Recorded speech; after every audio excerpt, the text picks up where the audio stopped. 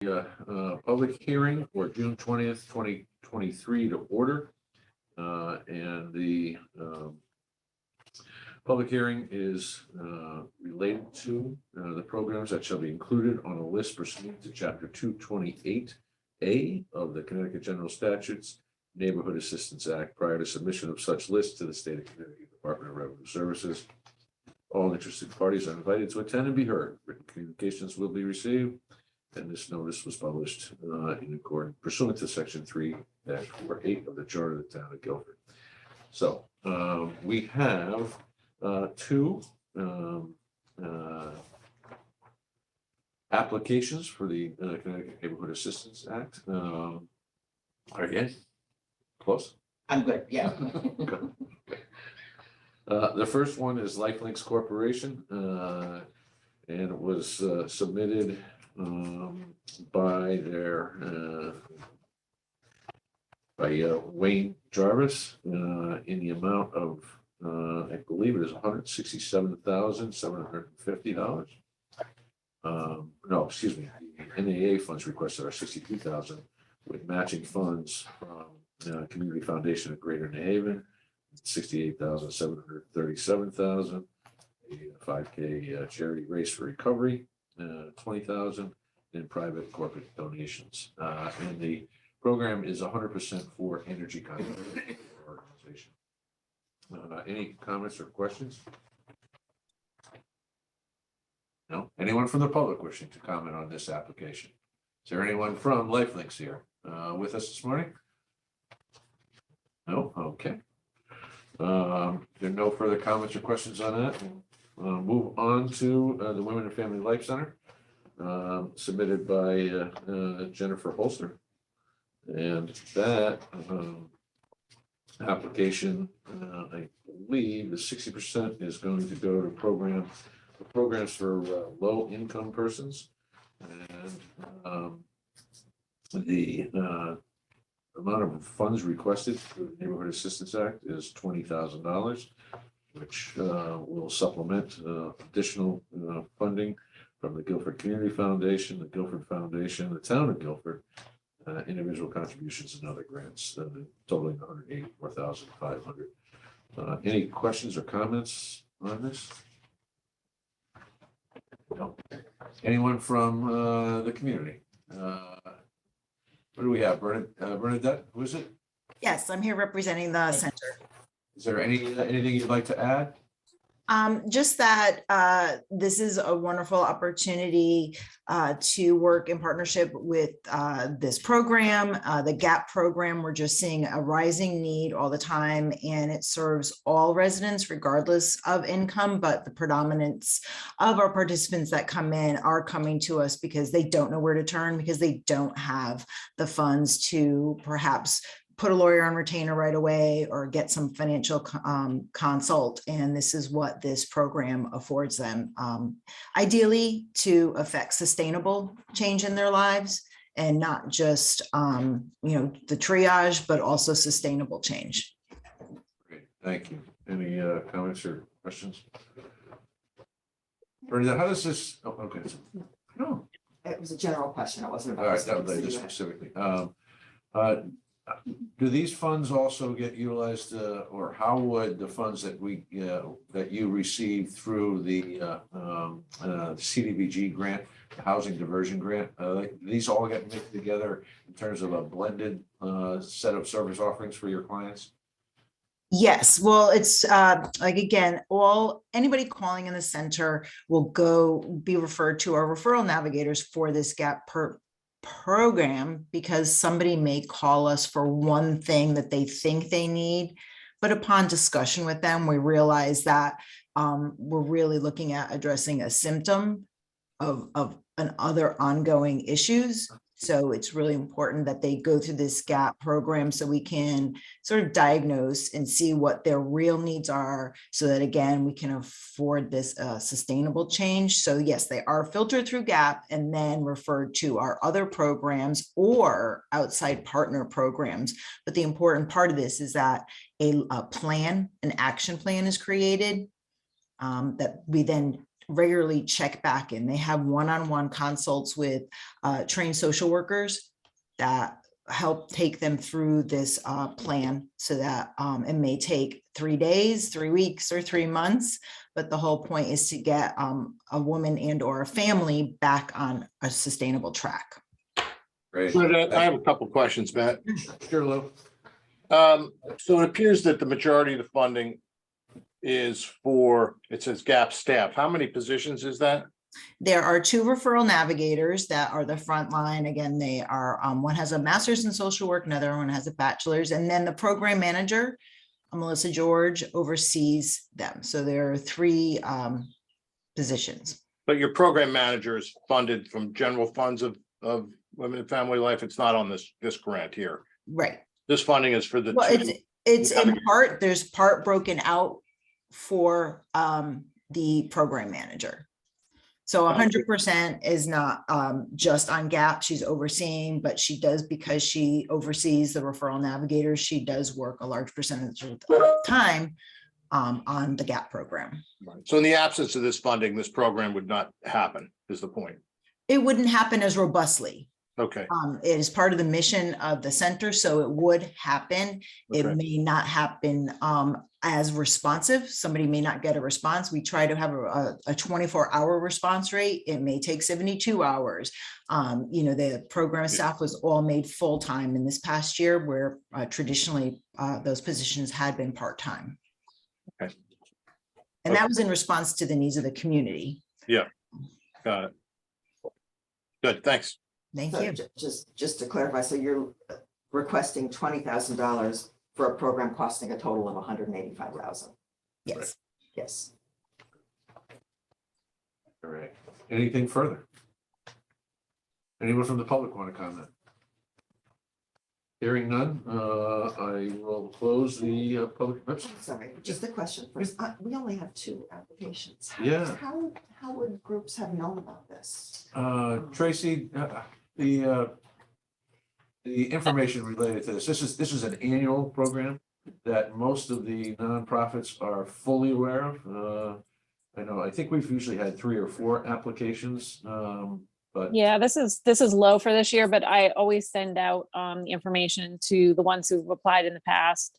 And there's a notice that goes in the newspaper as well, but that's all we received this year. Okay, so there is a public notice. Mhm.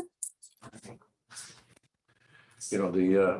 the Human Service Council network, which meets, I think, once a year, maybe a couple of times a year. It's usually hosted over at the community center. And I heard this program referenced there, but again, don't know why. Surprising. Are we up against the deadline for completing this process? I would think so. Yeah, Trace, the applications have to be in by July 1 to the state. So I have to forward everything on by then. Thank you. okay, we will take this up under, I think it's item 9 on the regular agenda. All right, with that, I'd like to call the regularly scheduled Board of Selectmen meeting from Tuesday, June 20th, 2023. First order of business, pledge of allegiance. Charles? I pledge allegiance to the flag of the United States of America and to the republic for which it stands, one nation, under God, indivisible, with liberty and justice for all. Thank you, Charles. Public forum. Anyone wishing to address the board in public forum on any item on the agenda? Okay, none in the room and none on the Zoom. All right. Item 3, approve minutes. 3.1 would be the June 5th, 2023 regular meeting minutes. Is there a motion? I'll move. In a second. Any comments, questions, suggested changes? I have a suggested change, and I apologize, I don't have it open to the right spot. Take your time. It's the discussion of the parade, and there was a statement made that the parade had been held on Saturday morning for 164 years or something. And I just want to clarify, I believe that it was held on Friday morning. The schools were closed on Friday. I remember that from my childhood. So I wonder, since our minutes don't have to be an exact record of every word during the meeting, maybe we could just remove that that sentence. That's fine by me. And I think I was the one that made that statement based on some, I hate to say this, but Google research as opposed to calling Joel Helander and Right. finding out what the truth really was. Yes. Or in this case, calling Susan Renner. Or some other entity. It used to be a holiday. That's right. Yeah. It's called Yes, I Fair Day, remember. right, I remember. Yeah. Schools are out every day. Schools were out, because I remember, Especially with Johnny Green.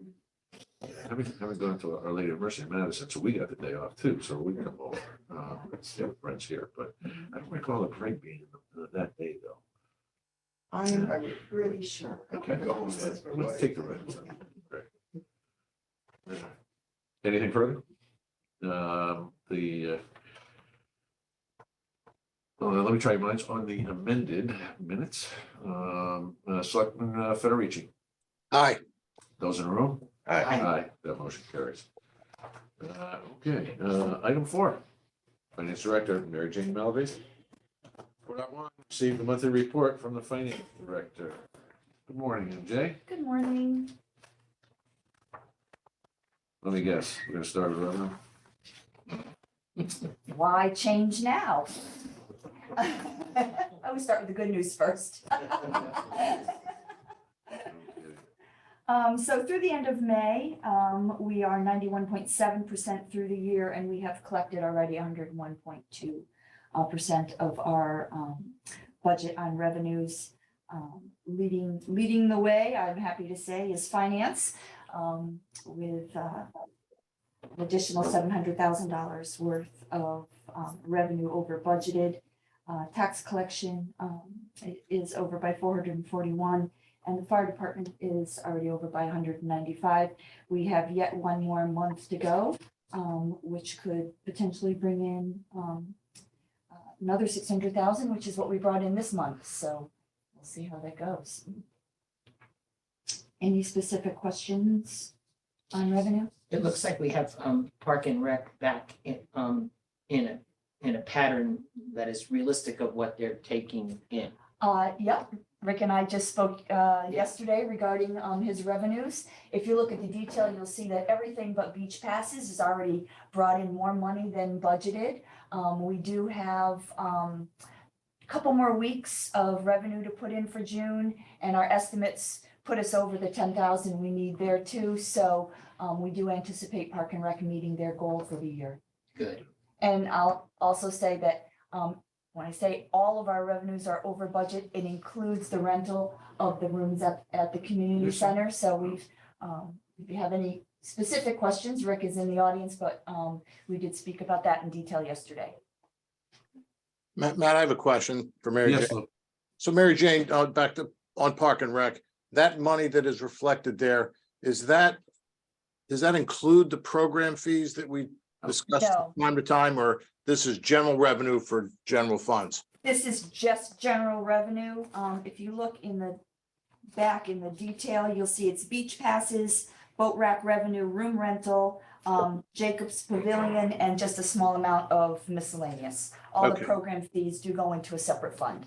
I can just make a comment about the program fees, and Rick is here as well.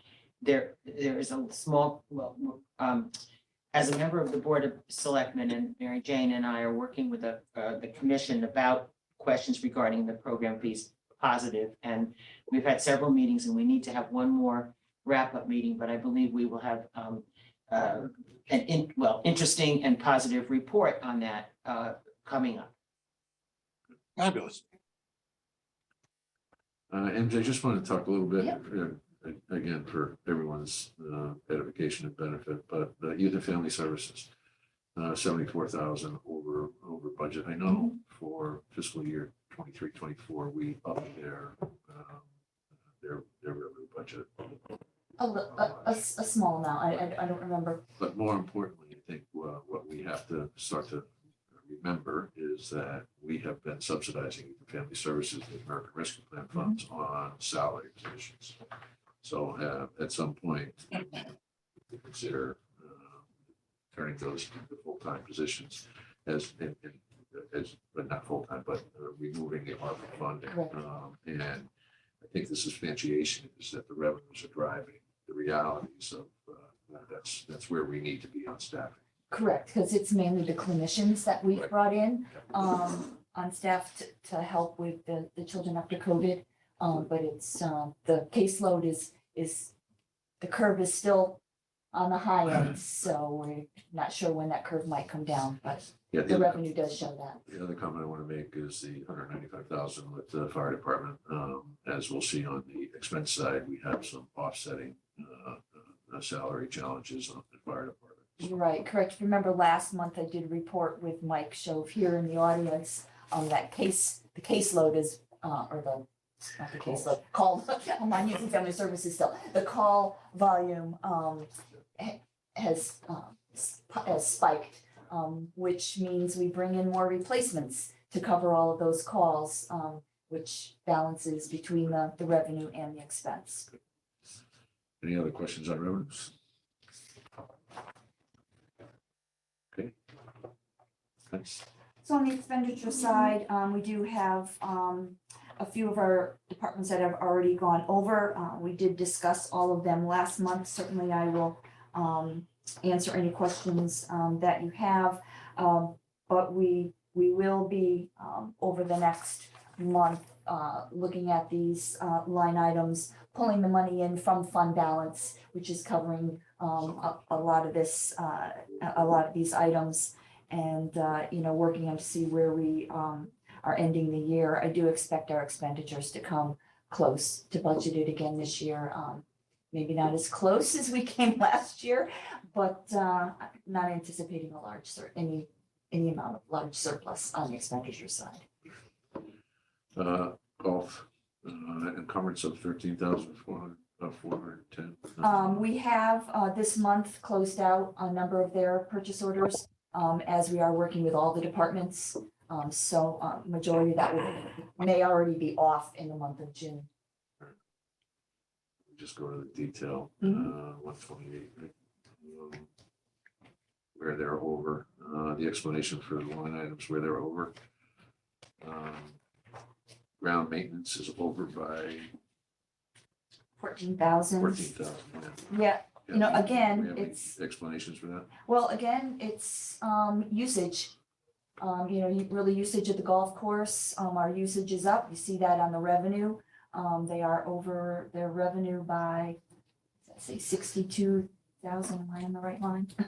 Hold on.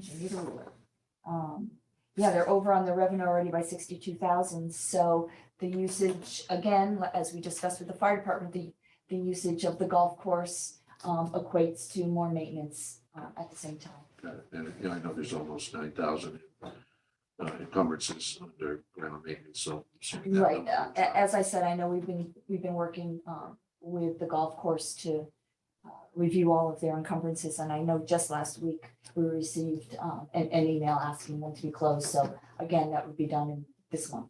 The last question I have is planning and zoning over by 18,000. I'm assuming most of that's related to the consultant for the zoning. It is. Do we have any additional reserve funds available? We have been using technology funds for that program all along, so that will be a transfer at the end of the year from there. Thank you. What else? No? Okay, you're getting away pretty easily. Not done yet. Medical. On the medical side, you can see we had a little larger month of May, $1.2 million, 200,000 over our budgeted claims. Our revenue is strong as always. On the catastrophic claims side, we are 27.5% spent of our catastrophic claims. We are at a total of 27 people over the 75,000 and 8 over the 150. We only have 1 month to go. I can't guarantee that percentage is going to go up too much more. And we're looking at a projected Yeah, surplus of 184,000. Correct. We're Which is, I think after the volatility of the last few years, it's probably a better indication. Mhm. Yes. Of where we need to be, correct. or where we are going to be. Mhm. That's great. Yeah. would you and Mitch like to take the opportunity to talk about the medical Sure. account for Yep. 2023-24? Because Yeah, this is about as good news as I've had. and Linda Trudeau is on the line, not that she's here to report on this, but I just want just to remind everyone that Linda and Mitch and I work all year long on the medical fund, dealing with our consultants. We analyze all the numbers, and Linda and I always in the end come to an agreement to what we present as our budget, what we present to our boards. Linda is also making the same presentation to the Board of Education. And we will this evening make a joint presentation to the Board of Finance because we are requesting a reduction in the amount that we are giving to the medical fund for the next fiscal year. The agreement that we have is that the three boards will collectively make the decision that a lower amount will go into the medical fund than we've budgeted. It's not often we come for a lower amount, but that's what we're doing today. So as I've said, we've had numerous conversations with our consultant. Mitch can jump in at any time. Go ahead. We did go out RFP for medical carrier, as well as for the stop loss on its own. We've reported every month on where that stood. We finally met with the numbers, and we have made a preliminary decision to move our stop loss away from Anthem to a new carrier. As you can see on the document that we provided to you, is an overall savings of $1.4 million. Anthem did come down on their numbers as well, but we didn't feel that their numbers came down enough to justify us staying with them. Moving stop loss away from our medical carrier is a lot easier than moving medical carriers in general. Before we review the numbers, I just want to let you know that we are still in discussion with our consultants. We plan to meet preliminarily with carriers that might bid on us next year to talk to them about their service platform, not numbers, but what they could provide to us. We plan to go out to bid again. Now that stop loss, it has been removed from the overall contract. It'll be easier for us to get numbers on the medical, because including the stop loss, no one would give us firm numbers until April, if you remember. So now that the stop loss has been removed, we have very strongly spoken to our consultant that we want numbers no later than January, final numbers no later than January, hopefully even December if we can, because the Board of Ed needs numbers sooner. So we may come back to you again at that point when we're putting already the 25 budget together for that purpose. But I just wanted to let you know that we never stop working on this. Our goal is to continue to work on this and do the best we can for the town and its taxpayers. So if you look at the numbers, the way we have budgeted and approved for the 24 fiscal year is a total of $16,083,000, made up of an allocation between the Board of Ed and the town, which we do based on the number of members we have. So that changes year to year. Due to this new proposal, we do have updated projected claims from Anthem, and that number has increased. And it has increased not because of claims, but because of the number of members we've added people to the plan since the original projection. So those added members have brought the numbers up. So that's where that is. And then you'll see between the stop loss, the 1.4 million, and where Anthem has made some movement here is in the administrative area, which we break down between admin, discount share, and rebates from prescriptions. So as you can see, they have made some movement there. So the bottom line is now 14,690,000, and for a savings and the overall savings of almost $1.4 million. And as you can see, it is broken up between the Board of Ed and the town based on the same allocation. Great. And as I said, Linda and Mitch are here. Yep. They can answer some questions as well. Just add just a little bit. Mary Jane did a fantastic job, giving a synopsis of what's taken place. I like to say that the result is the fact that, first of all, I like to think that some of our wellness programs have helped bring some of this down and given it some room for negotiation with Anthem. Anthem did look at our information very closely and did, as Mary Jane say, sharpen their pencil, and then the stop loss separation is really going to be impactful. Put the two of those things together, and for the first time since I can remember, if for a long time, we've actually reduced the rates that the employees are paying, the premiums for employees. So when it's very small, it's only about 1%, between 1% and 2%, but the cost to the employees and therefore to the town actually went down, as you see what Mary Jane has presented. So I was, for the first time, I was actually pleased to send out those letters to the employees to say that your rates are going to be July 1st. And I think, and as she said, by separating out now the stop loss, it's going to give us a better apples to apples comparison with carriers going forward, and to see whether we stay with Anthem or whether we make a move that won't be till the following year. So, we're pleased with where we ended up. I think Joe gave us from Lindbergh and Ripple a number of places bid on that stop loss. And the range was all over the place, but the one we went with, we felt very comfortable with. And as you see the results on the paper there, or on your computer, of the result.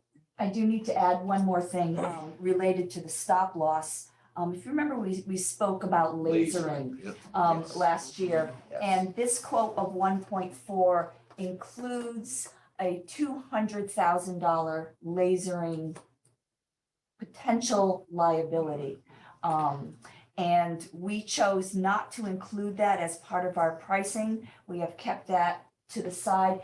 If in fact we need to pay that lasering, it is our plan to pay that out of the fund balance of the medical fund. Instead of paying it up front, we wanted to hold that back. And so, because it's not a given that we have to pay that $200,000 lasering. It's only if that particular, because it's one, right? It's one person, I think, right? Yeah, Linda Schneider. One person that potentially has this large claim. If that does not come to fruition, we do not have to pay the $200,000, or somewhere between $0 and $200,000 we would have to pay. First off, congratulations on the what you've been able to accomplish through this process. We've talked for a while about getting to this point. So this is really good news, and I think it also keeps our vendors honest. I think a little bit, right, going forward. My expectation, and I don't know if everyone shares this, is that this surplus, it's what's now a built-in $1.4 million surplus.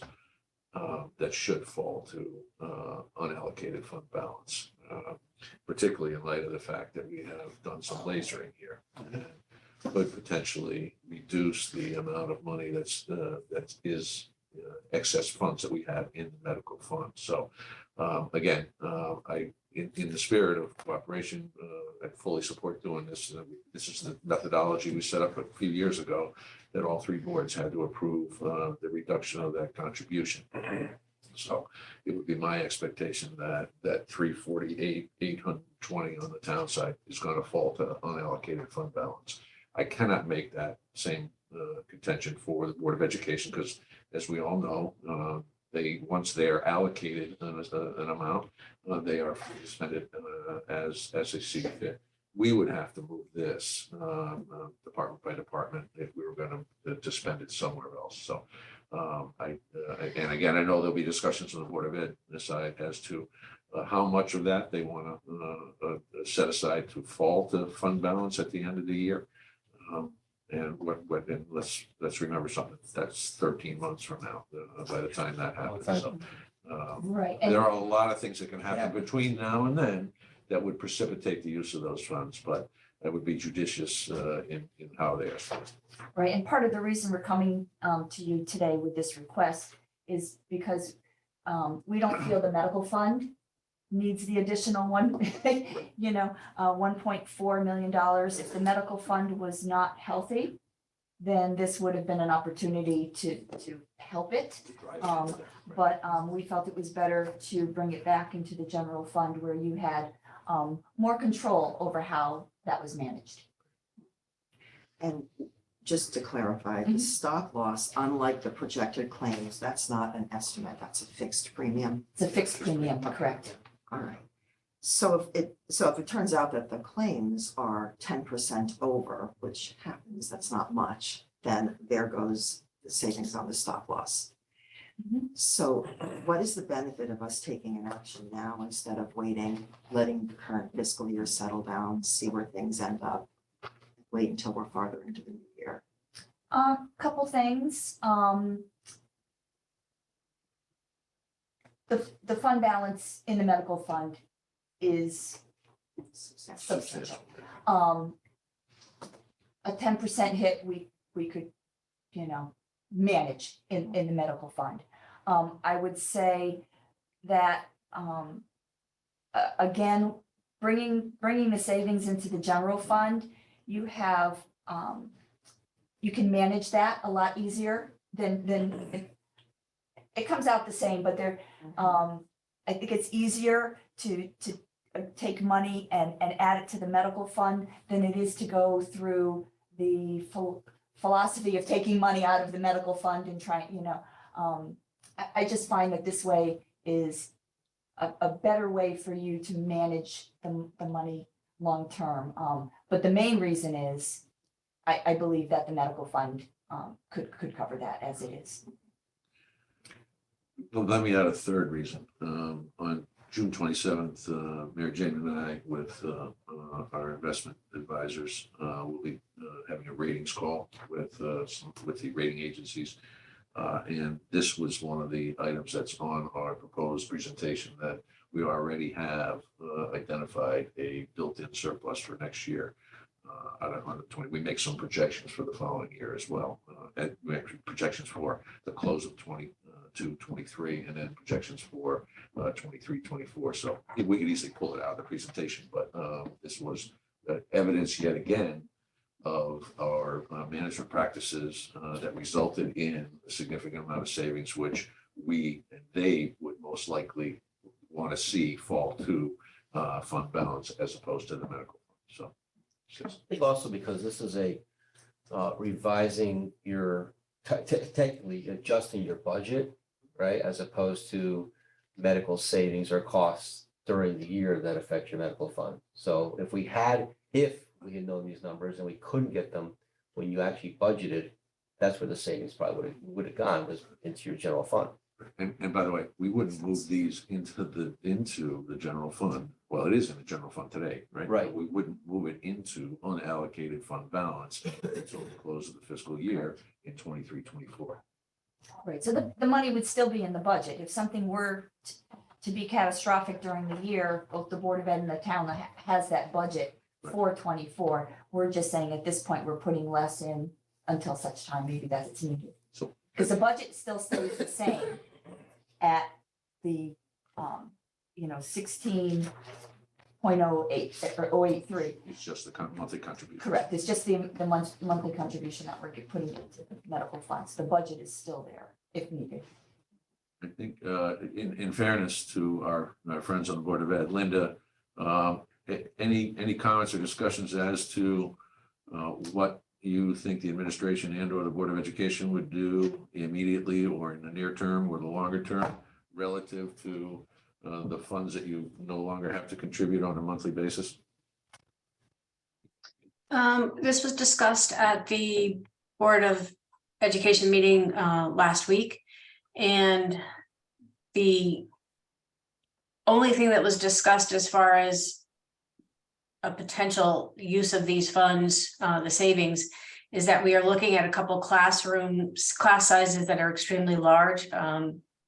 really large kindergarten classroom in 2 schools, so we may have to add teachers that are unbudgeted. That was the only discussion of that, having this surplus lessons are the impact of having to add on 2 unbudgeted staff positions. Otherwise, we've discussed not using these funds because we don't know what the year is going to do, so we're not planning on spending any of these right out at this time, except for those 2 possible positions that we have to add. I don't know if that quite answers your question. Does.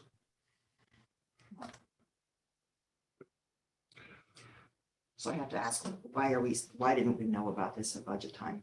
What's the timing of the whole process? The RFP process itself. It was mainly the stop loss companies would not provide us any bids until after April. They wanted to see history. 3 quarters. They wanted 3 quarters. And as much as we pushed and we pushed hard, if they wouldn't give us the numbers, we couldn't get them. So They wouldn't lock in a quote until they had, it was closer to the actual time they based on they the needed 3, history. they required 3 quarters of it.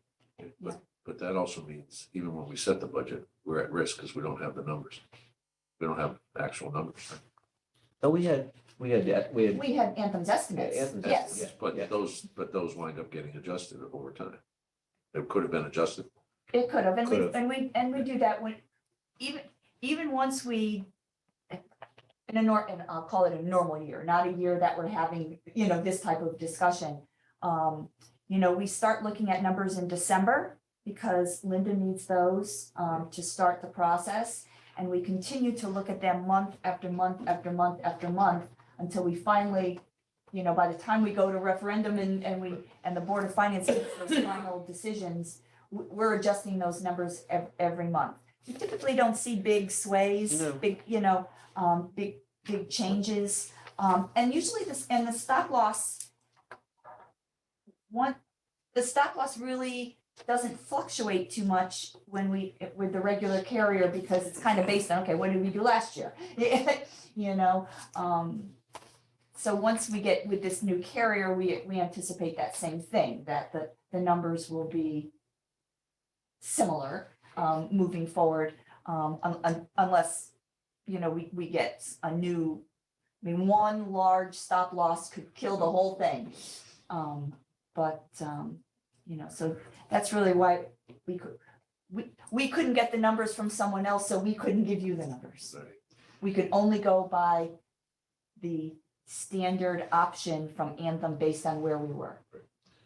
And assuming they recall, the reason we're doing this is because up until several years ago now, the Board of Education would just unilaterally decide to reduce their contribution to this account without consultation with the Board of Finance. Not that they have to, remember, by state statute, they are protected, but it was in an attempt to get all 3 boards on board with the decision. It was decided that each board would act and review this and either agree or not agree. But at the end of the day, Board of Education can do pretty much what they want. So. And one more thing, you should ask us, why haven't we done this in the past? And the reason for that is according to our consultants, that stop loss for municipalities has only become on the radar screen of these stop loss companies for the last 18 months. Before that, they weren't looking at municipal contracts. So our consultants came to us at the time that they knew that we might be able to receive some good quotes from them. Prior to that, for whatever reason, they weren't bidding on municipalities. We had like half a dozen quotes too, right? Yeah, we had 6 quotes. That sort of anticipated and answered one of my questions. The first part of my question would be, do you see this phenomenon of rates an industry change or a Guilford unique? I don't know, but I know that most communities we're seeing anywhere from 5 to 6% increases in their cost to their employees as an average that people I've spoken to. So I think that this is certainly So helpful, it but I sounds- don't know that, the problem with the stop loss is, they're looking at our history, and our history is based on pretty much a few people with high medical costs. I mean, that's, could go either way. Okay, so we're saying it's not a rate issue, it's more of a history issue. Right. And that was going to be my other question, which Mary Jane, you started to address about other communities, but it looks like it's a change in the industry at this point where stop loss is being looked at individually, let's say, or whatever. So it's interesting. Be interesting going forward. My other question was going to be, what kind of history do we have, not only with this new procedure, but with this company? It doesn't sound like there is any history. We have no history with them. We can only rely on our consultants, and they have relationships. Yeah. Companies Well, and. yeah, then we'll find out the second and third year. That's why Right. looking at it again next year is going to be And important. keep in mind, we went many years where we made out Yeah. very well with stop loss. But my point is, that's why Anthem's quotes, in my personal opinion, Anthem's quotes are higher. They're recouping what they've lost from us. It's a business decision, right? And, That's just my personal opinion. I don't have any proof of that. I just want to go back to something that Mitch had said earlier. We've already taken action to adopt the new rates. And what we are assessing our employees and the retirees. I think it's also important to note that we've had some people ask for a share of the medical, the excess funds in the medical. Those individuals are also seeing a reduction in. Yeah, I go through the individual retirement invoices with finance, and there was the same small but the decrease, I think, which is never expected. Everybody cringes come June to see what their medical is going to go up, and this year it went down as far as those rates go. The only exception is there was a couple of contracts where the actual percentage goes up, and that negated the decrease, but it still made the increase a lot smaller than it would have been otherwise. So Yeah, and I'm always pushing for help on the employee side. When we have our meetings, I'm the first one usually to say, what can we do for our employees at the same time? And I just want to say, regardless of whether we keep the money in the general fund by approving this, or we put the money in the medical fund, we are still going to have these savings. Because we're only paying stop loss of $1.4 million, period. We're not paying the 2.8. So the savings are there regardless of where the money comes from. So it's the savings is either going to be in our undesignated fund on the general side, or the savings is going to be in the medical side. So regardless of what the decision is, we still are seeing these savings. And the reality is, if the medical fund is overdrawn, these funds will be sitting here that we can then just roll back in, because Correct. it's just an accounting change for you, right? Because the funds are sitting there. Correct. And the same would be for education, Correct. assuming they haven't spent them somewhere else. Correct. Right. The budget would still be there, and we would just request an additional transfer in. Knock on wood, I would not anticipate that at this point, but anything is possible. while I'm here for 1 second, just one extra thing. Speaking of the medical rates, I want to give you a little feedback. Your actions on my request to allow the dental to be going from 19 to 26 has impacted about 10 or 12 people who are very appreciative of that. I want to express that back to the board as well. All right. Sue, how do you feel? You feel, Are we suggesting actually reducing our budget? Or just, no, or just the lowering the just- payments? just the Just lowering the amount. The budget stays the same. Mhm. It's just the amount that we Okay. transfer from our budget to the reduced. medical. Okay, that's not what the action item says. That's why I was Right. confused. Oh, The action item says proposal to budget a reduced amount. We're not doing that. it's, yeah, the word, right. So we're just talking about payments. Reducing the payment. Reducing the Correct, payments. right. Is that, That's, The allocation. that's satisfactory. would you like to make that motion? No. I think you just did. No. All right, I will make it. all right. I'll second it. Any further comments or questions? Let me try your minds. Selectman Federici. In favor. And those in the room. Aye. Aye. That's unanimous. Thank you very much. Thank you. All right, item 5, Board of Education Business Manager Linda Trudeau, 5.1, discuss and take possible action to approve the resolution for the Board of Ed Capital Lease Program. Thanks. Hello, Linda, again. Hello.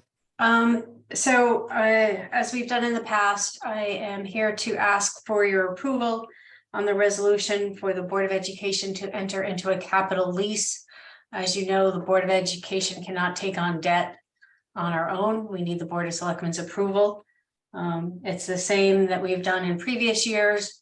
This is a $575,000 lease to purchase computers, laptops, Chromebooks, the displays that are the entrances to the schools, the sign displays, and a facilities maintenance vehicle.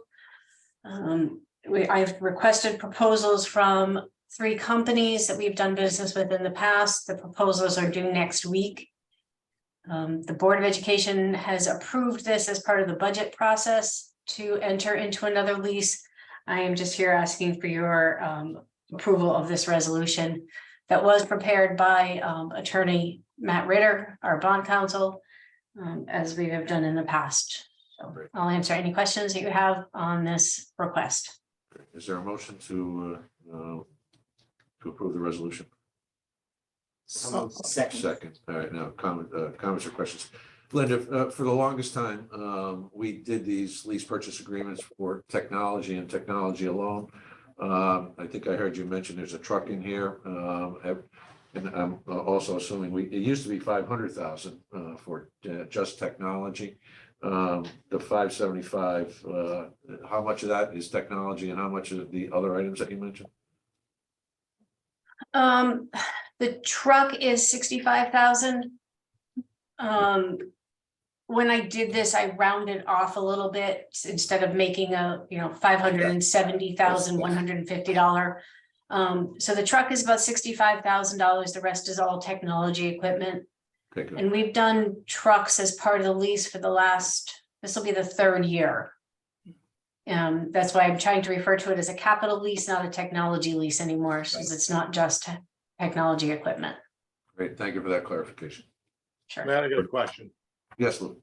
Linda, typically, let's start with the technology items. At the end of the 5 years, did they simply get replaced? I mean, is it a real lease? Or is this sort of just another way of purchasing things that we then hold on to for a little while longer? Just the technology piece, because I presume with the trucks, we would keep a truck more than 5 years. Right, so all of this is equipment that we own outright. It's just a financing option for the equipment. So we pay for the equipment outright, we own it. We just pay it back over 5 years. So the equipment after the 5 years is still ours. Like for the Chromebooks, they get shifted down, they get used as replacements. But we do own the equipment outright for all of this. Right, right. But 5 years for a laptop is pretty. It's getting to the end of its useful service. Yes. Okay. Okay, cool. I mean, that's why I think this makes great sense and you've laid this out over the years and it seems like it's been a consistently good program. So thanks. Sure. Any other comments or questions? Just wondering, what is the rate, Linda? I don't know yet. The proposals are due on Monday. And then the Board of Education will award it at their next meeting. So this is just the authorization for us to proceed with this process. Thank you. I budgeted a rate of, I believe, 4%. our last one came in at 2 or just over 2. So we, it's hard to predict what the rate's going to be, but I'm hoping that I have it budgeted sufficiently to cover this. Okay, great, thank you. Thank you. Any other questions? Comments? All right, let me try your minds. Selectman Federici, Aye. those in the room? Hi. Aye. That motion carries unanimously. Thank you, Linda. Thank you very much. Have a great day, everybody. You too. Item 6, Town Engineer, Candace Blasiak. 6.1, discuss and take possible action on soil disposal program beginning in July, working with North Star Environmental and Red Technologies, amount of $46,600. And with Janice's Dave Castro from Public Works, because this has to do with the stump dump. if I'm not The mistaken. brush and leaf The brush and- facility. Brush and leaf We don't facility. take stumps. Oh, I know that. I've heard that from presidents. Yeah. Nothing like, over why'd three, you call nothing it over stump 3 dump? inches.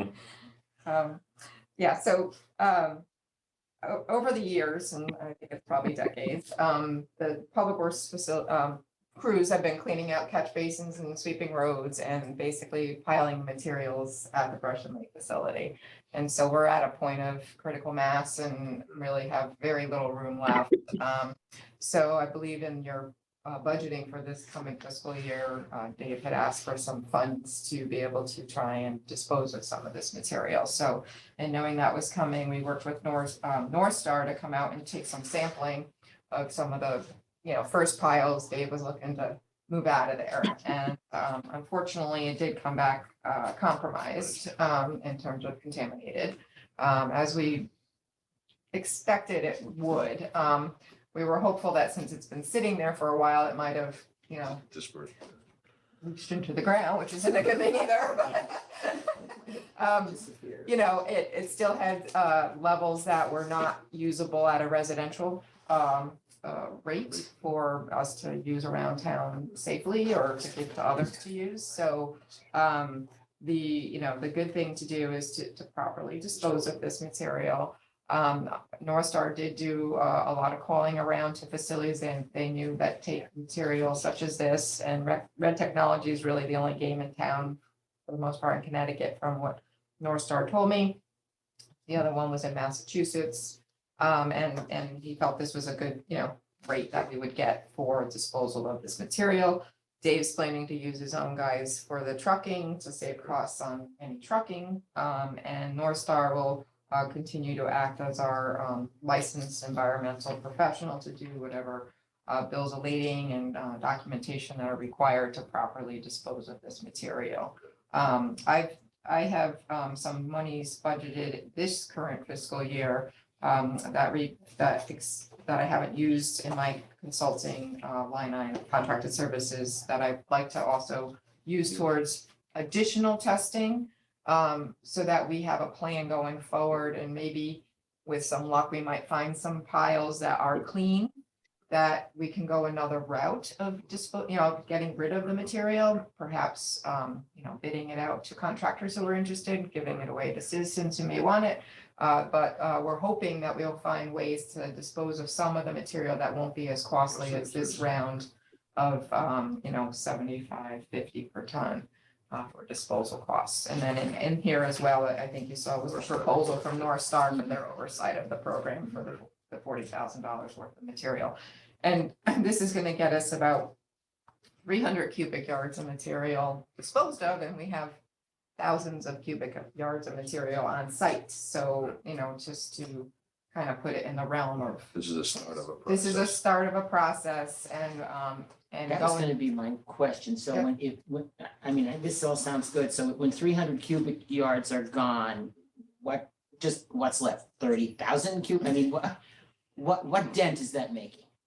I would say we have, We have quite a bit. To accurately measure it would be, you probably have to survey it. we'd have to look at it So really this closely. is a good start, but there's It's more to a- come. Yeah, Yes, and Davis budgeted $40,000 this year, and I think his intention was to do it at least for the 5 years. I asked for 5 years, Spread everything. 40,000. Yeah, it was originally thought to be in capital, but then put into his operating budget instead, so, that'll be an ongoing program, and whether we need to uptick that or not, we'll, discuss that in future years, but at least, we need to get started and then come up with a plan once we have some room on the facility of how to best, stockpile the material, so new material is kept together with new, old material can hopefully be going away, and then kind of come up with a process where we're not really just stockpiling it. So the material that's mainly going to be removed, that's contaminated, it's not comprised of like brush from my yard that goes in a different place? Yeah, this is the material that came from catch basin cleanings and from street sweeping. So it's primarily looks like a soil, but it has, things from the road, which obviously introduce contaminants into the material. There are other areas of the brush and leaf facility where brush has been ground down and it's more like a mulch.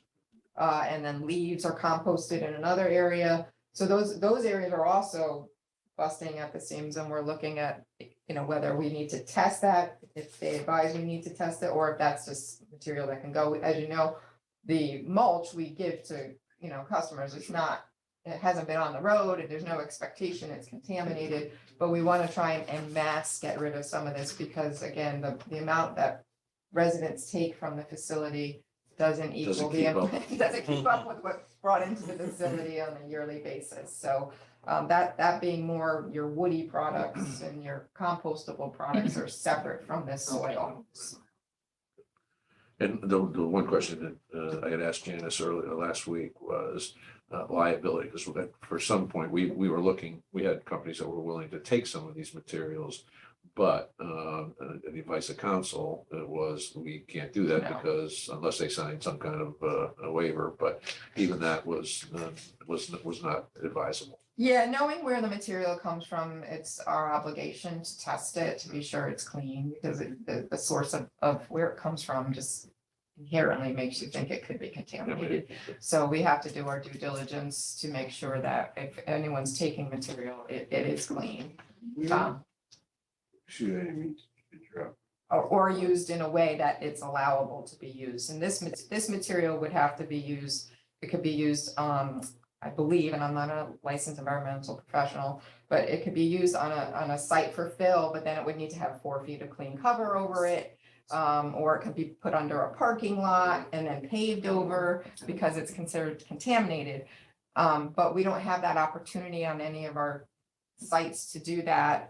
If anything does arise, to be able to use this material. A lot of times, although contamination wise, it could be used under a parking lot, the type of material it isn't good, material to build as a base for a parking lot. So no one's really gonna want it for that purpose, although from an environmental contamination point, it's a way of capping it.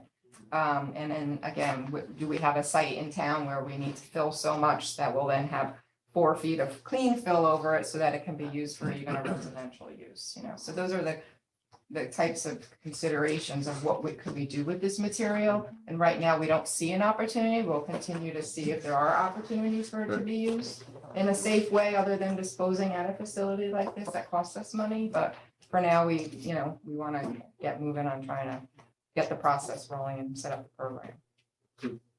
To speak to the liability issue, 2 things that caught my ear was you said that we are going to be trucking this in. Obviously, we're storing it at this point in time. In reading this, again, I'm not nearly as technical as I probably need to be for this, but it doesn't sound like the level of contamination puts our employees at risk at this point. I mean, obviously, we were the ones that.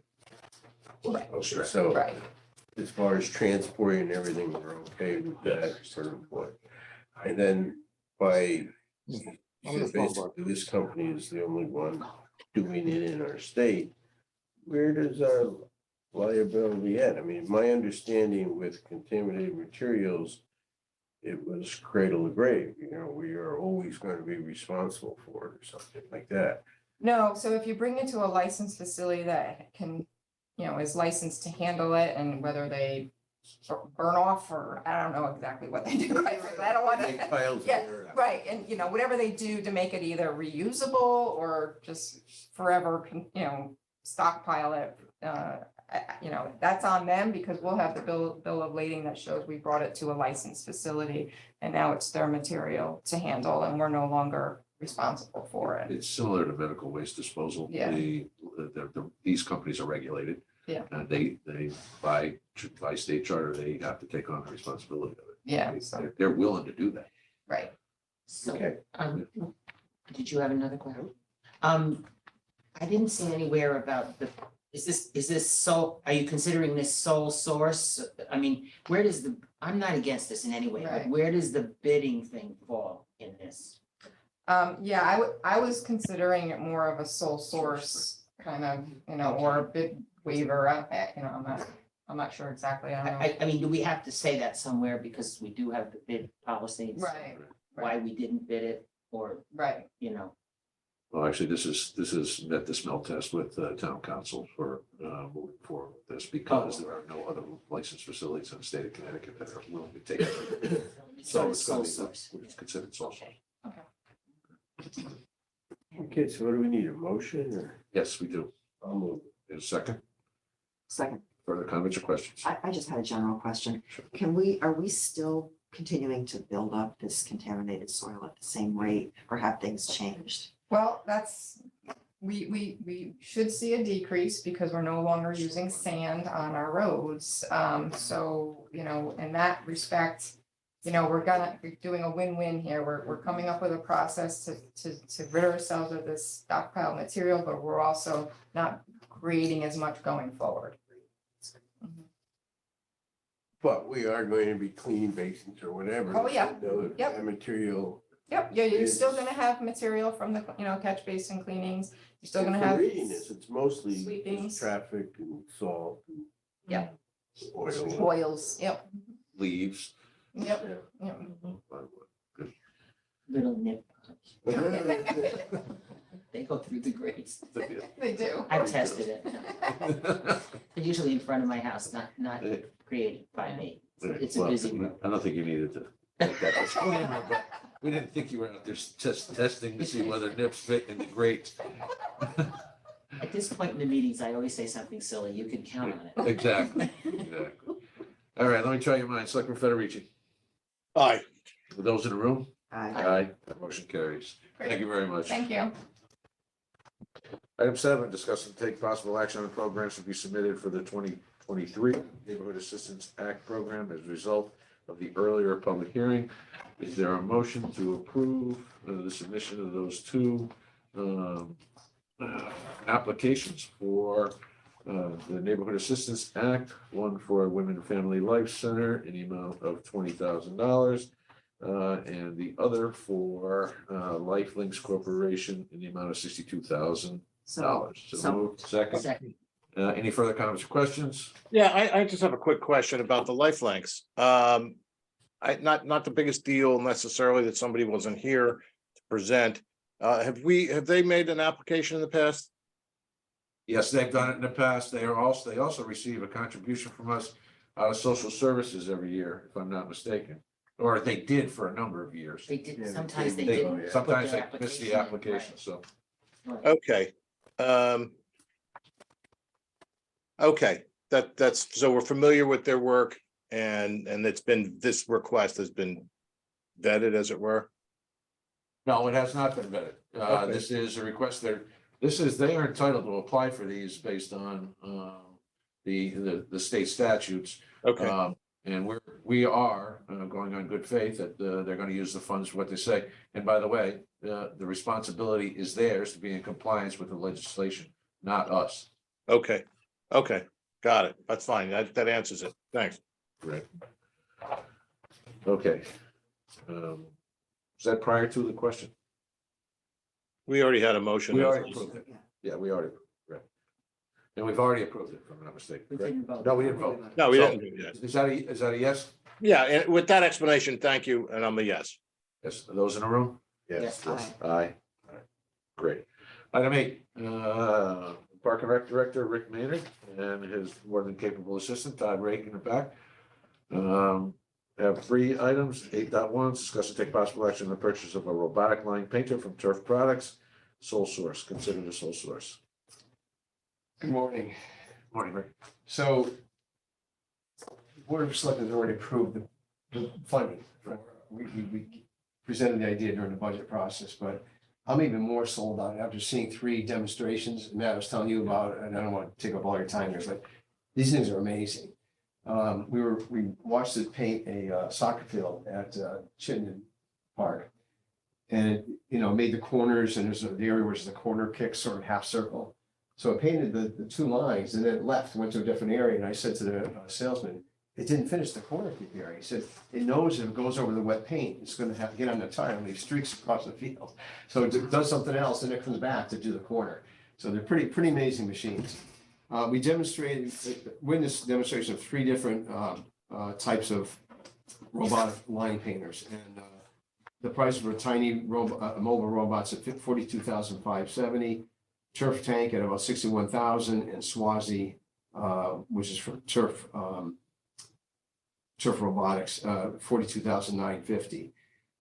We recommend going with the Swazi one. It's about $400 more than the tiny mobile robots, but there are features it has that the other one doesn't have. It has a built-in handlebar, so that if for some reason the robotic part of work didn't stop working, the guys can still push it like a regular line painter. The other ones don't have that. It has the option of they operate on cell service, but this one also has a tower that you can put up, kind of like with surveyors, when they're surveying and the little tower goes up as a starting point. It has that option as a tower, so if you're not getting good cell service, the tower goes to the satellite and somehow bounces off that into this tower. So it's got 2 options that for the GPS service. We can use the regular 5-gallon bucket paints that we get from Pioneer. We don't have to pour the paint into a separate bucket. The other one you do, you have to pour it into their container. We can use that bucket and reduce the chance of spilling. We just mix it and put it right there on the machine and draw the paint right out of it. It's got better pneumatic tires. And the replacement parts are non-proprietary. We can get a lot of them locally, like a Napa or Page Hardware. And so we just think it's got more features. It's a better machine than the other ones are. So we're asking for your approval to purchase it through sole source through Turf Robotics for $42,950. We have $44,000 budgeted, so we're under budget. Great. Are these battery operated? They are. And it comes with 2 batteries, so if the battery runs out, you just pop another one in and just keep going. Yeah. Does it come with a trailer, or one of our trailers already? It's small enough. It's the same size as the line painters we use now. So the guys, we put on the lift gate or a ramp, just put the ramp onto the back of the trailer or the lift gate onto the truck, and it's really not any heavier than what we use now. And I really like this idea. This is amazing me. Technology, even something as simple as line painting on a field, is that you plug it in, program it, and you can go over. The guys can go over and do other work. And that's while exactly. it's doing it. So It's all GPS. It can even mark out where the heads are. The irrigation heads. We have to mark those out. Tony used to spend hours, marking all the heads, and we have to pop them up to know if we're going to do irrigate the field, we need to mark those heads. This machine can do all that. It'll have a memory if once we do a field and have it all programmed in, next time you go, so use that same program again? It knows, program every field, and it has a quarter-mile area that it can cover. So Cavalier, for example, if we're using the little tower thing, we set the tripod, we set that up somewhere, wherever they chose, and it can do the entire field off of that one signal coming off that. It's just not the, you can do multiple fields. You can do multiple fields. yeah. I can't believe there were 4. Yeah. So we only just set that tower up once, let it go, it'll go to field 1, head over to field 2, field 3. And the other beauty of it is that when Tony has to first set up the field, beginning of the season, it takes 2 guys about 3 hours, 6 man hours. This machine can do it in about half an hour. It's astounding. Hey, Rick, I got a quick question if you're done with that. Sure. Well, how much does a traditional line painter cost? Oh, boy, it's been a while since we got one. Lou, I'm gonna say about 5,000 or 6,000. Okay. But And then you have the man hours. This is saving. yeah, no, huge I'm man not, hours. I just kind of wanted to understand the offset. So we're obviously spending more upfront, but we're gonna be saving time and labor costs over time. Tony figured that in man hours and paint savings, we'll pay for it in about 3 years. In the labor savings, because, It's mostly labor. yeah, mostly labor, but some paint too, because it uses less paint, but again, as Matt pointed out, they can be mowing next to the field or weed whacking or doing something else, you know, this, they're not gonna be aligning. It's operated like, it's an iPad that runs it, so all the programs are on the iPad. And so once it's programmed in, it'll say this is, you know, Lee or Cox or Vintner, or whatever it is, it's in there and it'll always have that memory of how to lay it out. So the guys can be doing other work while that thing is running. What does the unit look like? How big is it? What? Hey, I wish I could give you, I don't think I have a picture. I mean, is it It's, a picture? I would say about, you know, about the size of a push mower roughly. It looks different, But it's got a housing. Yeah. It's a little higher, it's got the bucket of paint on it, it's got, you know, wheels that are, I'm gonna guess about 24 inches apart. And, you know, again, this one has a hand log, so it, you know, it has a push capability. But yeah, probably, you know, roughly the size, maybe a little bigger than a push lawnmower, roughly. Yeah. All right, is there a Are vote? we gonna keep the old manual? Yes. We'll still have Keep it, one. yeah, yeah. Just picture it being 6 inches shorter on a touchdown or something. The other thing, it perfectly makes a circle. Yeah. It was a perfect circle. I mean, when you're doing it by hand, the guys do as good a job as they can, but, you know, it could be a little off, but it's a circles right on. Rick, I have kind of a little bit of a strange question on the tangent here. Presumably this thing has cameras and other sensors, radar, maybe something to guide it in its task, right? No, it's GPS, That's guys. GPS, yeah. Just GPS? Well, it's a GPS, but it's, There's no cameras on it? I'm just sort of curious about the privacy piece. Is there any Yeah. visual data being sent anywhere else? no, I mean, because it's No. going to be on a school campus, obviously. no, so I have a note here, I'm not sure RTK has an RTK cellular capabilities. It's connected to a satellite, but there's no camera or anything. Okay, cool, thanks. All right, is there a motion to approve the purchase of this device to Swazi at $42,950 as we are approving sole source for this device based on its capabilities? High tech that I am, I will make the. Second, I'm as high tech as Charlie, so I'll second it. right. Further comments or questions? Selectman Federici? Aye. Those in the room? Aye. Okay, Lou, I'm gonna need to have you take over, if you wouldn't mind. I have a webinar that I'm making a presentation on at 10 o'clock, and as a presenter, I'm supposed to be in there 15 minutes early. Okay, So I apologize for not giving you a heads up. I thought we'd be much further along the agenda by now. Right. Of course, I'm the one that asked a lot of questions to keep it going, so. So with that, Lou, would you take over?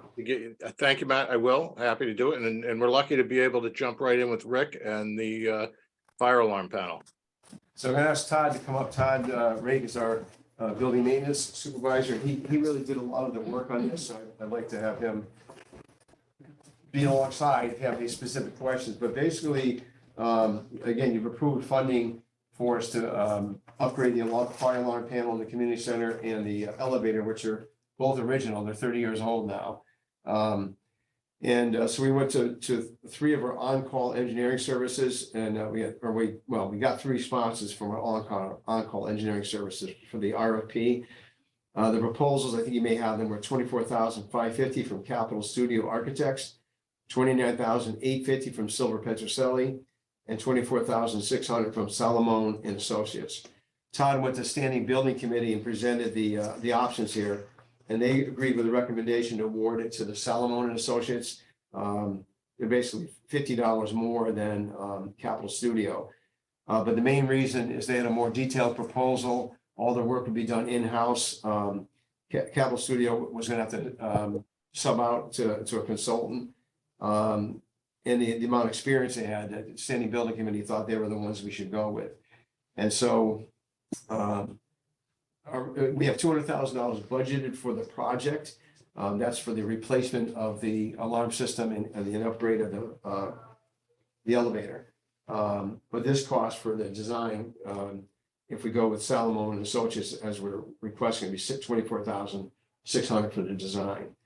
And if you have any specific questions about the whole process, Todd is much better able to answer than I am. Is anybody else having the issue? My iPad's just bringing up the line painter still. If you scroll down, Charles, I think it's 1, 2, and 3 there.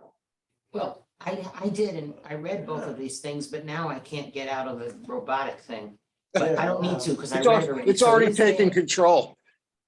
What? It really The is. robot's already taking control. Robot's taking over, and I can't. I don't want me to hear, find out about the fire, but it was there, and now I don't need to get back to it because I read it, but somehow I can't get to it, so. I have it under the second bullet point, Rick memo, it says, and it's the second item as you scroll down. It's on the second page. Yeah, right. Okay. All I get is the Yeah. robot. That's all right. Oh, Okay, no, it's on the second page. You're right, it's on the second page. Getting taken over by the robot. That's okay. so So what we're requesting is to have the Board of Selectmen approve awarding to the Salomon and Associates for the design services of $24,600. In that cost, Todd, correct me if I'm wrong, in that we have the hourly rate, then we figure some hours in there. That's the only thing, their hourly rate, I think, was less than some of the other companies were, and it was an estimate, if it goes over and above, what would we figure, hey, what was the hourly rate? The, Hours we like got? 40 hours, 40 hours. 135. Yeah. And so, and part of that hourly rate was due to the fact that we work with TK Elevator for our elevator, so they service our elevator. They've given us a state contract bid for the elevator upgrade, so what we're doing is we're really gonna have Solomon Associate, we already have the proposal from TK Elevator. Solomon Associates is gonna be overseeing that portion. So they could not put a hard number as far as how many hours, so they budgeted 40 hours at 135. So we're hoping that number is less than, Has this been coordinated or at least discussed with the fire department? oh, yes, Yeah. yep, So they're it'll all fit with their. oh, yeah. Yeah, they've been meeting with us several times, looking at the systems. What do we need, Lou? A motion on each one individually or? I think we've already moved on the robot, so we're at this just design panel, engineering. I'll move the design panel. Thanks. Okay, anything further, everyone? Okay, all in favor? Aye? Aye. Aye. Any opposed? No? All right, thanks, guys, for that. Thank you very much. Thanks, Rick. Thanks. Good to see you, You know, Todd. sometimes with me, the elevator doesn't go to the top Ah, and yeah. stuff, but hopefully with this, that's not gonna happen at the community center. Okay. So that, then your third item at these light towers? Yep, light towers, United Rental, we got a price for them under Sourcewell contract, which I think I have the number in there. It's number 062330 URI. The amount is $30,940 to purchase 4 used towers. New ones would be over $53,000. But I talked to Charlie Hershaft because they have a light tower they've had for a long time. And he said there's nothing wrong with getting a used one. You get a lot of life out of them. The hours on the 4 that we got quoted on are between 1,900 and 4,000 hours. And again, Charlie felt like we can get a lot of life out of that, rather than go new. He thinks that we're fine with used ones. So they come with the same 1-year warranty that a new tower would have. That's built into the cost of the $30,940. We have $32,000 budgeted for it. So again, we're under budget. And we're just asking you to approve this under that Sourcewell contract. Where are these used? Well, so we originally were looking at lighting up Long Hill Park with permanent lights. It was like over $400,000 to $500,000. And it was mainly because youth football asked for some lighting for their practices. And so the field committee and Parks and Rec Commission looked at the option of that versus portable lights. youth football rents the portable lights now, and they rent 8 of them, and they said the cost went up to $10,000, and they just can't afford that anymore.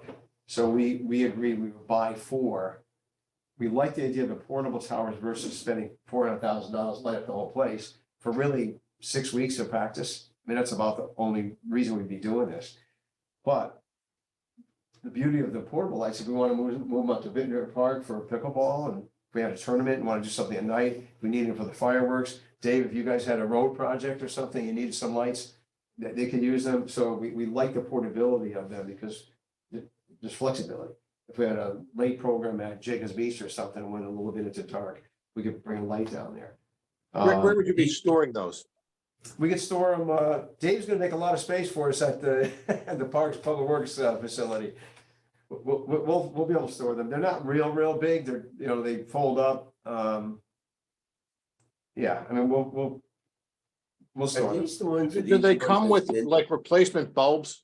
Or is that my misunderstanding the I technology? don't know that. It's a good question, Lou. It wasn't in the proposal. I can find out. I'm not sure what it costs to buy bulbs. I can look into that. I'd sort of be interested to know that. I mean, my inclination is you've got some room here anyway. Yeah. But do we have unless anybody's got another question, can we get a motion? I just have another question. Sure. When you said youth football asked for this, I forget, the formal name is Guilford Youth Football? Yeah. Do they contribute some money towards using the field because it's not through Parks and Rec? They don't. They're like any other youth sport. They don't pay for use. If they had a jamboree or a clinic outside of normal scheduled hours, I'm sorry, normal season, they pay. For example, if the soccer club, Little League, none of them pay to use our fields. Okay, so it's. Unless they have a clinic that's outside of the normal. So this is already a normal practice, these various leagues use the fields Yeah. just as we would go and use a park or something like Right. that. Okay, But, you know, lighting the field is different than the others, and I know they said they couldn't afford the new fees, but are they going to contribute anything towards? Well, they're still gonna rent 4 lights anyway, so it's still costing them about $5,000. Oh, okay, so that So was still gonna be renting my it. other question. We're doing 4 and they said they had 8. We're covering half. Are these the ones that have individual generators in the Yes. trailer? It's similar to what they've been doing. They for don't make years a out there. portable light that, oh, yeah. that would be- but your It's a point generator. is that it's not just for the youth football league. They will use it for 6 weeks, but the other 46 weeks in the year, they can be used in other locations. We need them other- anywhere else. If we had, needed more lights at Mill Pond for night skating, we could bring them over there. Is there such a thing as a plug-in portable light? I don't know. These run on a generator. And they're kind of spread out, so it'd be hard to have cords all over the place. Well, I mean, obviously you would install them, Yeah. as opposed to, poles and lights and all of that. It seems like a lot of generators. It's similar to, the fire department has one. Yeah, but they're for emergencies. This Yeah. is something that's used on a regular basis. Granted, they have 8 of them now, but yeah, we're committed to it at this point, but it'd be interesting. I mean, But if we're that's using them all over 8 town and you were just plug-in, then you'd have to have plug-in facilities every time. for ours, yeah. It's a lot of generators. It is, but the beauty again of it is that they're very portable. We can use them for a lot of different options. And again, we thought about not just youth football, it'll help benefit them, but pickleball. Like I said, if Dave had a road project, needed some lights, emergency at night, the fire department has theirs, we'll have extra ones. Okay, it'd be interesting. Okay. Yeah, Do you again, need a good news for motion, everybody. Lou? I'll move. Yeah, thank you, Charles. We have a second? Second. Second. Okay, any further discussion, anyone? Do you have questions? No. Okay, Thank you. we're ready to vote. Okay, all in favor? Aye? Aye. Aye. Any opposed? No, that one passes as well, Rick. Thank you. Thank you. Good luck with That's that. all I got, right? What'd you say? I think that's all I have. Yeah, that's all that's on the agenda. Thank you so much. Got your joke in, so you're all set.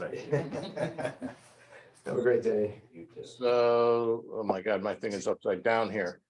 I Yeah, have, there you, if you turn the eyes, how do you make? There's a rotate button at the top of the screen, that circle. What does it look like? Looks like a little circle with an arrow. But on it it. I only tried goes- it, but it only took it. Yeah, it only goes, oh, there we go. Now you keep clicking it. Yeah. Keeps going. Oh my God, it's been a technology day. all right, who do we have? Do we have someone from Dave is here. Dave? Hey, Dave, you're on again. I stayed in case there's any questions Thank about you. what we're auctioning off. or So anything just a like quick that. summary. I think we've done this before and you've kind of really done a nice assessment of all our equipment needs. And now it sounds like that's continuing part of this process, right? Yes. Okay, you Yes. want to just give us a quick summary of what's moving here or being proposed to move out? We have a bunch of old dump trucks that we held on to, that we're getting rid of, some trucks that we replaced, some work trucks. I believe our sweeper is on there as well, our old sweeper. There's our old vac truck, which it's unusable. I'm imagining someone will just auction it, buy it at auction for parts. We need to replace that. Yeah, we need to replace that at some point, but for now, it's just taking up space. Okay, There's old machines in the shop that we don't use anymore. Our mechanics, I asked them, what machines do we use? There's some that we just don't use at all anymore. We're gonna get rid of. Couple of machines we have, two of them were drill presses we're gonna get rid of. They're actually, I had Con OSHA come in for an evaluation just to look at the shop and see what we needed to change. And both of those drill presses were something that they looked at and said, these should be replaced. They're actually, so they're out of service right now. So if someone wants to buy them. I mean, I don't see a use for another department to use anything we have. Okay. So that's why. Good. But you think somebody's may buy some, well, you said for parts. Actually, there's a gentleman who comes to our shop once a month because of one of the trucks he wants to buy. And then I had another business, a local business in town say, is that truck going for auction? I said, yes, I'm bidding on it. And I'm like, have at it, take it. and there's a system in place, this you refer to gov deals. Yes, That's so they're familiar with municipal auctions and they handle the process. Do they get a fee? I imagine they do. We used them last year as Okay. well. All right, but But the balance of the money would go to your revenue line and fall to the town. Yep, Mary Jane, we got it. Okay, Okay, so what do we need? A motion? we need a motion, Charles. Thank you. I'll move, I'm not gonna list all these items, the items is listed. Yeah, Second. fair enough. Second, there we go. Any further questions or comments, anybody? Just Thank- wondering, Dave, you feel like it's pretty well cleaned out now after this, or is there? No, there'll be more. There's more? I don't like holding on to stuff. So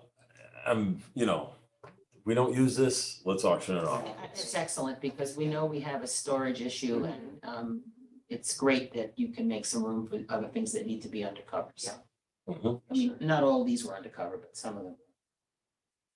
Okay, ready to vote? Very good, thanks. If there's nothing further, all in favor, say aye. Aye. Aye. Aye. Any opposed? Abstains? Nope, thanks. Thanks, Dave. Very helpful, very thorough. All right, thank you. Something like the fuel tank, I mean, that's got all the rules as far as disposal and emptying it out and all of that. That all Well, will it's- be covered by the. It's totally empty. It's just a fuel tank that was used here a Yeah. long time ago. Yeah, it was the underground one and they had to take it out, I No, think. no, this is a smaller above ground one and So all of the auctioneer or whatever will cover any potential, okay. Great. thank you. Thanks a lot. Okay, that brings us to appointments and resignations. Peggy Britt, do we have a motion? So moved. Second, This is for a reappointment to the Human Rights Commission. Any further questions, comments? No, all in favor? Aye. Aye. Aye. Okay, Peggy's on. So that's request for town property, green sign, county fair, North Guilford Congregational Church. so moved. Second. Any discussion on that? This is the place of sign Right. advertising the county fair. Any discussion? No, all in favor of the sign for the, Aye. okay. Next item is request from Alex Inc. to use the green May 18th, 2024 for Guilford Pride event.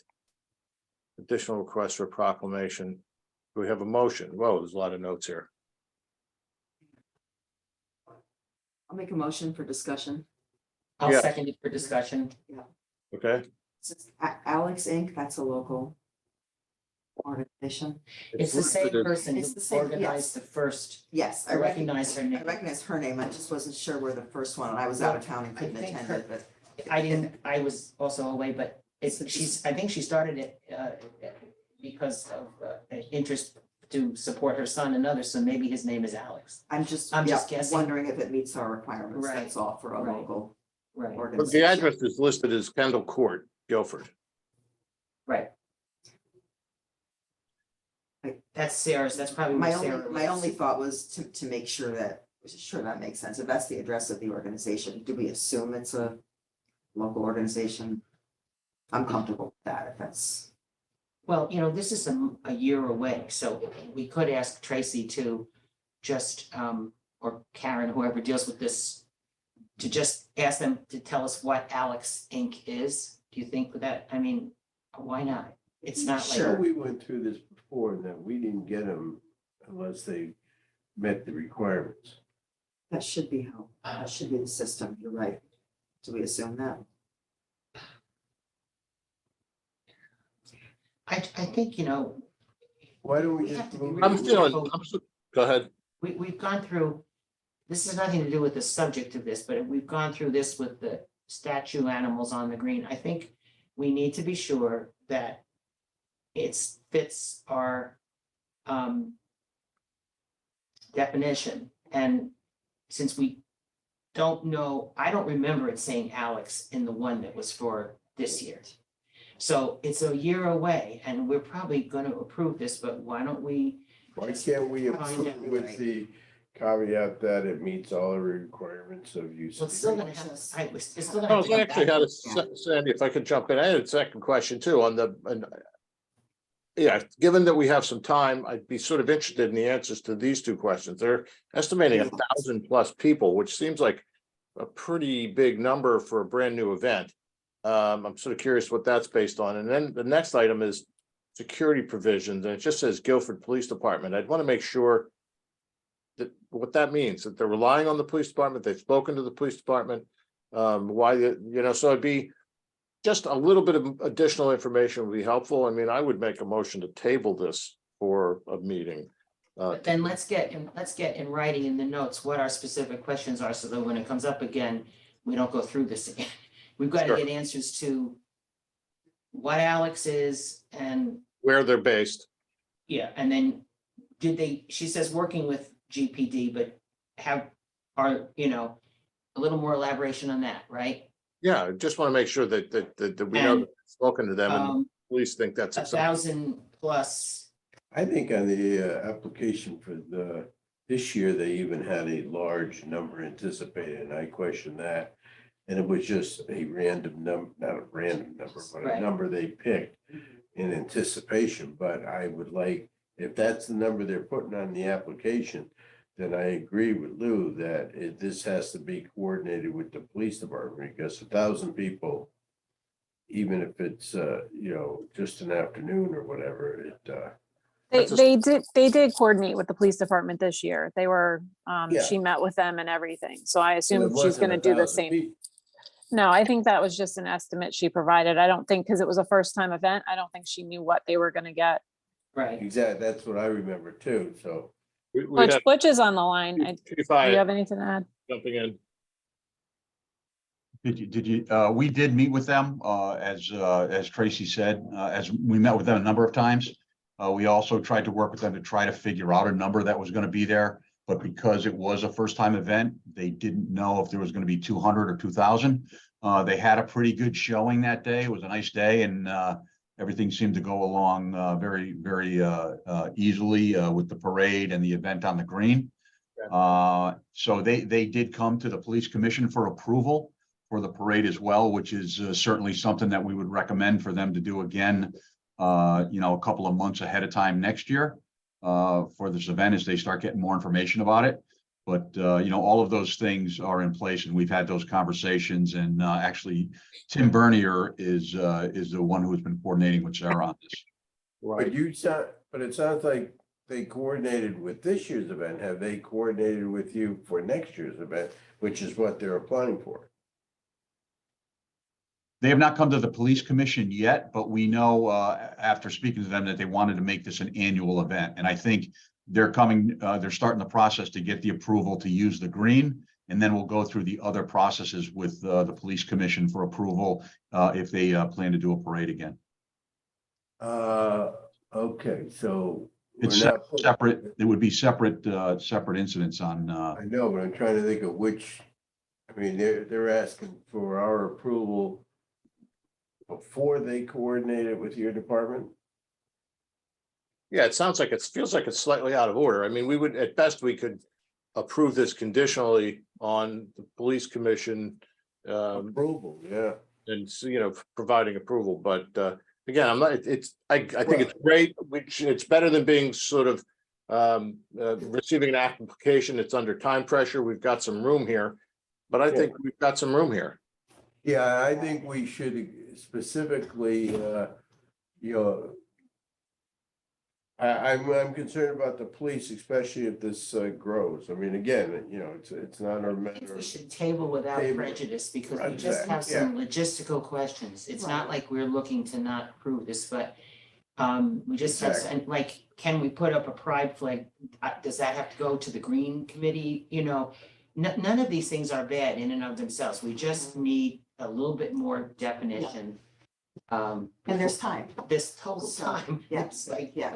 I mean, almost 12 months. I know, I for one will not vote for any other use of the green on that day until this is Right. right, so it's not like. Yeah, that's, any- we any- we'll hold the Tracy date. reserved to hold the date Yeah, Yeah. and just table it with, like you said, without prejudice, looking for a little. So Tracy, what is the procedure? Would you go back and ask these questions or maybe ask her to come to the meeting, maybe? Yeah, She could I zoom can in. do that. Just Sure. zoom in. I mean, Well, let her know the questions so she can Yep. develop the answers. Yeah. I will. Yep. Okay, Okay. Right, so I think we have a motion to table in a second. I'll make a motion to table this. I don't know if the without prejudice is the right, but to Just table it. Tabling means it's still active. Right, Mhm. and I like Sue's point, without booking anything else for those dates, and then hopefully at our next meeting, these questions can be resolved and we can go forward. So that's my motion to table. And we have a second. second. Second, very good. Any further discussion, anyone? Very good, thank you. All in favor of tabling? Aye. All right. Aye. Opposed to tabling? No. All right, so that'll come up again, Trace. You'll get in touch with these folks and this will come up 2 weeks or a month. That'd be awesome. Thank you. Next item is request from Women and Family Life Center to use the green for community dinners, August 8th, which is just around the corner. Sorry to make the summer disappear, everybody. Oh, please. Well, this was brought up to us 2 weeks ago. Right. And we suggested that the Branford Community Dining Room get a Guilford sponsor, Right. put it on, Exactly. so that we could legitimately put it on the town green. Mhm. So they went to the Women and Family Life and now they've filled it out. Mhm. So I don't have any more questions about it. Same here. Okay, very good. Can we get a motion then? Oh, did we have further questions last time about facilities and things like that? It looks like the parking spaces, they were talking about cleaning up. So the parking spaces is what I sort of remember, blocked off at 4 o'clock. Mhm. Street parking. And I guess they're not gonna provide sanitary facilities. We did talk about the fact that there were I believe the library is open until, what night is it? Because the library has different Oh, hours. yeah, it is Um, August 8th. Library's only open 2 nights till late in the summer. I think it's Monday and Thursday, but I don't know what the state is.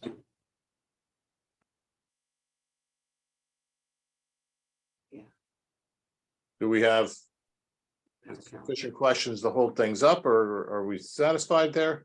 Well, we're just trying to find out what day August 8th is. The actual day. It's a Tuesday. Okay, the library closes at 6. You know, there are public bathrooms there. And this event, now I can't find the time of the event. It says hours of event, set up 3 p.m., starts at 4. That's right. And she said most people come promptly at 5 to get the food. Event ends at 7. 7. So, yeah, well, anyway. And if they're not worried, I guess we're not worried. Stage of the game, yeah. Yeah. Yeah. Okay. Did someone make a motion? Yeah, do we have a motion on the table? I'll move it. I'll second it. Okay. Trusting in women and family life, getting things done well, presumably, even as an assistant here. And frankly, community dining room does things well. I mean, Yes. do we, any further discussion? No? All in favor of this motion as presented? Aye. Aye. Any opposed? Nope. All right, thanks, everyone. Then we have some correspondence. Is Dave still there? Are we gonna press him into service a third time? If No, not, he's left. read the comments and they have this ongoing list of what they take care of, which is helpful. Just jumping back to this event again, at the parking, it says applicants, traffic control measures and parking plans, and she's written, or they've written, Yeah. parking spots blocked off at 4 p.m. street parking. Now, once again, don't they need, if they're talking about getting parking spots blocked off, they need to meet with the police about that, Yeah, don't we they? questioned that last time too, you're right, Right. and it doesn't seem to be. So we can either approve this with the condition that they come back and tell us they met with the police, or we table it again until we get that answer. Right. You know, we Hey, just Butch, vote on Are it. you still there? Can we impose on you to comment if you're still monitoring? Butch, you mean Butch? Butch Hyatt, yeah. He's still, I his see he's name is still logged there. in. And so. Sorry, I was on the phone. All right, no Oh, worries. that's okay. Did anyone come and talk to you about this community dining room event on August 8th? Yes, as a matter of fact, Deputy Chief Massey's been talking to them, so I'm gonna refer to him because he's been in conversation with them about this, and there were a couple of concerns that we had, so he can fill you in. Okay, thank you. Good morning. Hi. So really, I reached out to her after the last meeting and I just gave her the noise variance application and I just told her the process for that. I know one of the requests is going to be potentially blocking off parking spaces, which is something that typically we don't do that around the green unless it's for major events for loading zones and things like that. It's we wouldn't be able to accommodate blocking off parking for all the attendees, the projected attendees for that event. And I have not heard from her since, so I'm not sure where they're at for planning.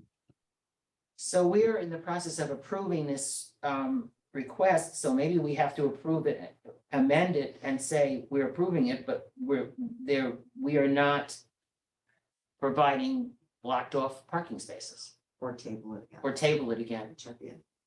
So I'm sorry for advancing that a little bit quickly. Yeah, I mean, I think what we need to do here to get this right is to have a motion to reopen our approval for starters and then open discussion again. I'll make that motion. I'll second it. Okay, all in favor of reopening the approval, say aye. Aye. Okay, sorry about that. And thanks, Deputy Chief. Do you expect them to be getting back? Or is the ball's just in their court? The ball's in their court, but I could certainly reach out to them to see if they have any questions. I'll shoot her an email right after I hop off this meeting and see if they have any update for us. It's great. I mean, I think it's fair to say we're concerned about the parking proposal as much as anything, but frankly, the sanitation piece wouldn't be bad to the extent that's maybe a little outside of your purview. It would be a piece of helpful information. That's certainly something that we would have to lean on someone else to have expertise in that area, so. But just inquire of them and say, listen, you're gonna have to get a hold of, maybe Matt's office to address that and to find out who needs to chime in on that. And I mean, this event it's not that far away. So you can tell them we're inclined to approve it, but we just have to make sure that these little particular issues need to be clear, that they don't think you're gonna, they, the town, the police are gonna block off these spots when we're not, so. Yeah. Agreed. I think the projection was about 150 attendees, and I don't even think we have that many spaces around the green, so I don't know where we would be blocking off all of that parking to accommodate that many people. Typically they would use St. George or the library or town hall, areas that wouldn't require us to block off parking, so.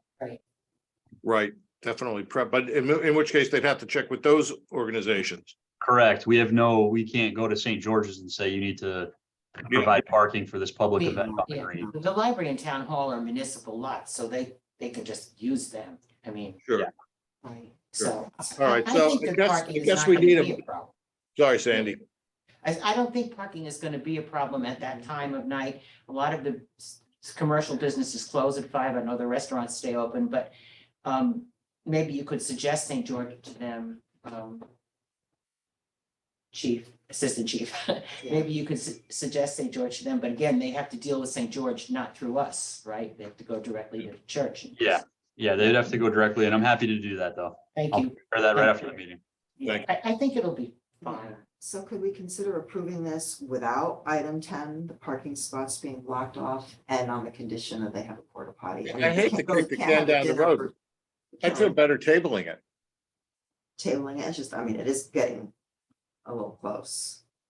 Fair enough, and I appreciate the cause and it's sounds like a good program and a good idea. But I don't want to sort of just kind of stumble into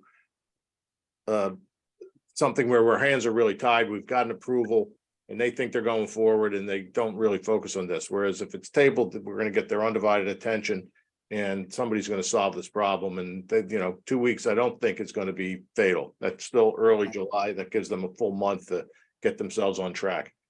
August 8th, yeah. So we opened the motion for reapproval. Yeah. So do we make a motion within I think that I'm looking now? for another motion to table. Okay. I'll make the motion to table. Second. Thanks. Okay. And just to add, I don't think that we can approve a dinner for 200 people on the green for facilities. Right. Yeah, without facilities, right? I mean, I think Yeah. the parking and the facilities are major questions. They need I think the facilities came up last time and there was a comment that they didn't think they could afford it. That's what sponsors are for, I suppose. Yeah. But that's something for the organizations to solve. Okay, so with that, we have a motion to table. Any further discussion? No? Okay, great. All in favor? Aye. Thanks for everybody for revisiting that. Thanks, Deputy Chief. Thank you. Okay. Brings us down to correspondence. We saw that in the building permits. 11 months through the year. Any other questions there? Nope. Here, anybody have any other correspondence that's come to their attention? No, thank you. Old business for anyone? New business? Okay, things are quiet.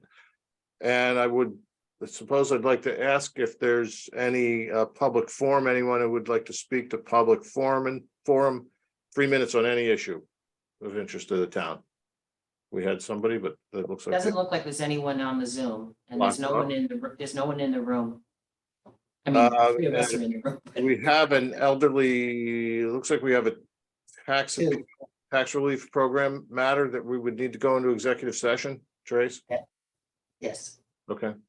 So who do we need for this? People are logging out. We need to move to go into executive session and, Yeah, I'm just trying to understand who we need to have in on the meeting. oh, Rebecca is, well, she was, I think she's She'll coming up. probably come up, Yeah, Rebecca. because she was, Okay, it looks like everybody else is logged off the Zooms. Can we have a motion to go into executive session? so moved. Second. Any further discussion on that? All in favor of going to executive session? Aye. Aye. All right. If I can get Matt's speech down here, we came out of executive session. In executive session, no votes were taken, no actions undertaken. Can I have a motion with regard to the matters discussed in executive session?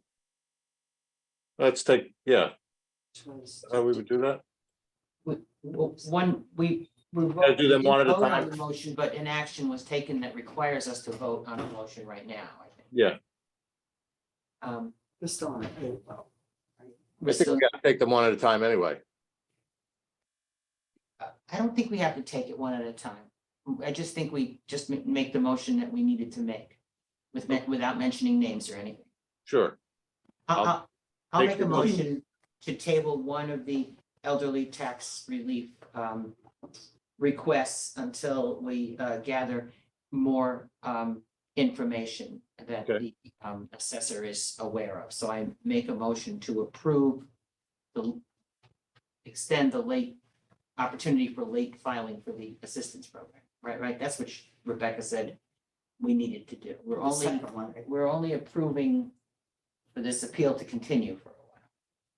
Seems, yeah, it seems to me that for the first matter, there's an appeal pending, and we're gonna give that applicant additional time to provide information.